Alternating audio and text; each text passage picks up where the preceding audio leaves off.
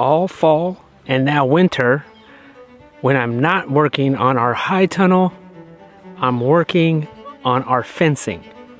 So far, I've done 200 feet, and being that it's mostly by myself, doing 100 feet at a time seems to be very doable. My goal is to be done with most of our fencing by the time spring and summer rolls around, so that way we can introduce more animals to the homestead. Plus, the cooler weather just makes it a little bit more enjoyable to do a project like this. I had some change of plans here with this fencing on this section because I have this giant sinkhole.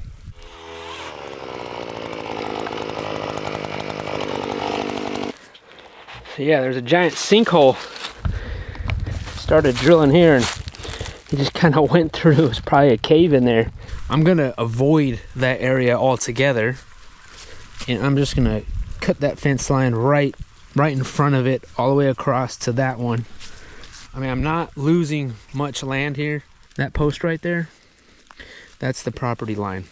That'll give me more of an area to bring a mower back here and to come out this way and to clear this part of the fence line when I need to.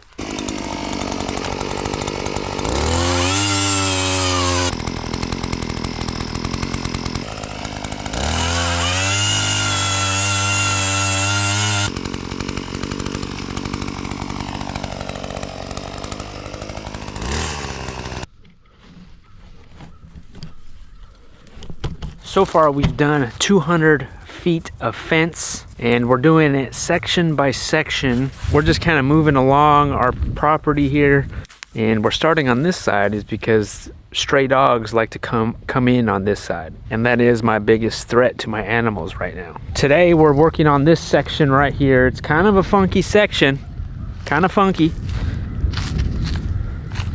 One, we have a big ditch right here. This is where all the water comes when it rains really good.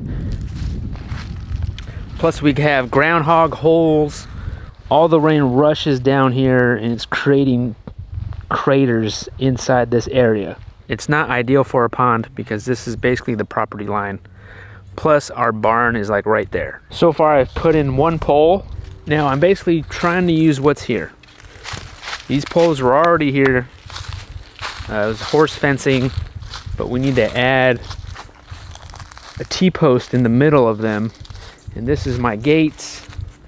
This part is kind of funky too. I need to figure out that. We're going on from that corner all the way around here. So far that's the only roll of goat and sheep fencing that I purchased. We still have enough for at least this part.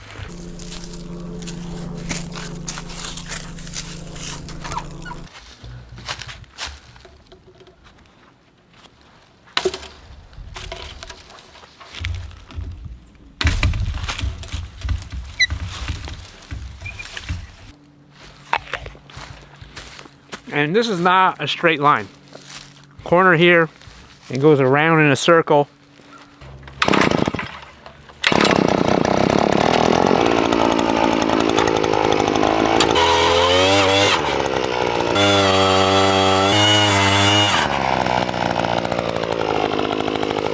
We just had 2 good days of rain recently. And so right now is a good time to drill some holes, pound some poles, and pound some T-posts.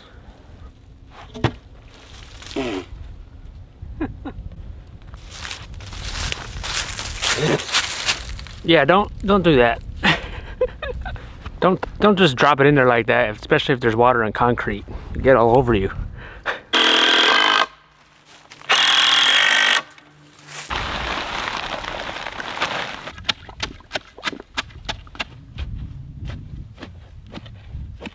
Maybe if I bring in some rock, just dump a bunch of rock here, or even if I had access to wood chips, just dump a bunch of wood chips here at least to kind of build that up. Putting gutters on this barn will definitely help that water situation. Between working on the high tunnel and putting in these posts, clearing this area, off and on, it took a few days.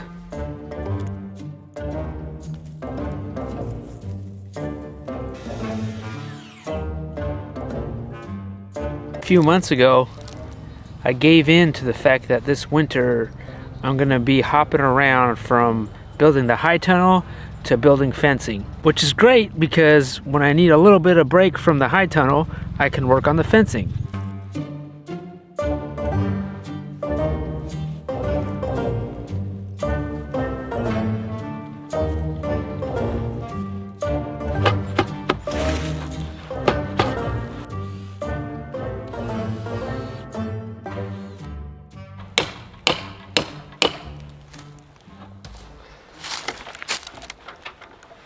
Take this off.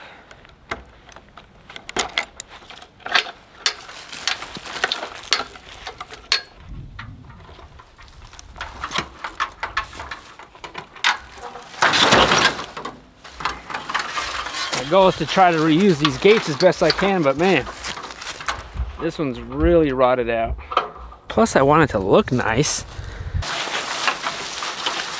Doing this fencing would cost me twice, I mean 3 times as much as what it's costing me, because I'm reusing what's already here. I mean, half of it's already done. I mean, like these tensioners, I have so many of these, plus this wire, so much of that. So I'm super thankful for that. And we're gonna put the squeeze on this.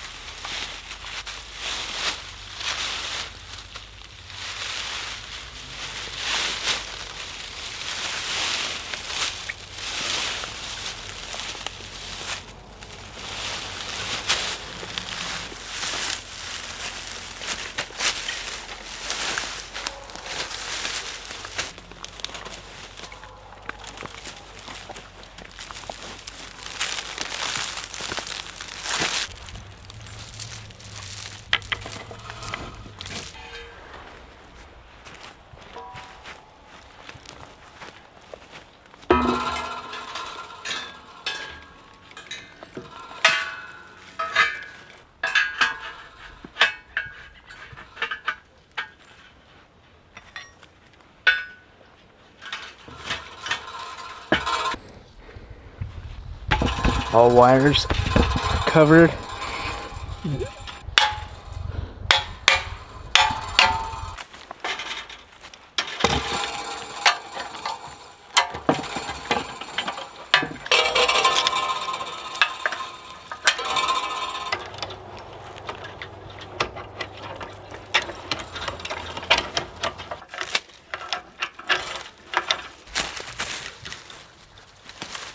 Make sure it's not caught up on anything.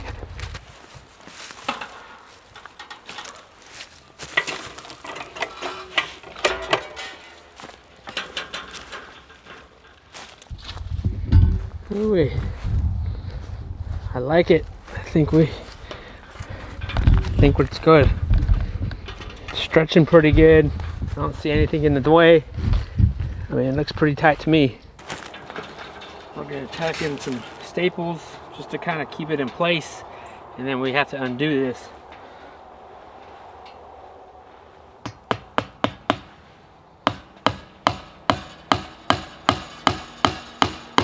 Stretcher bar was a little too high, and I think because this chain right here was too high.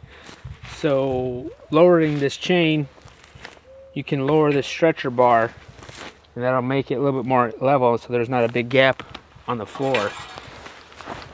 Just kind of hitting it.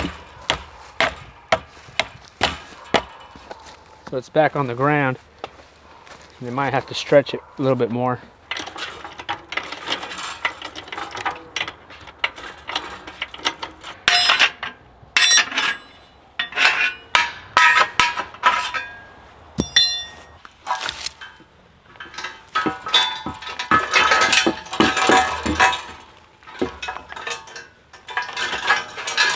And we're done.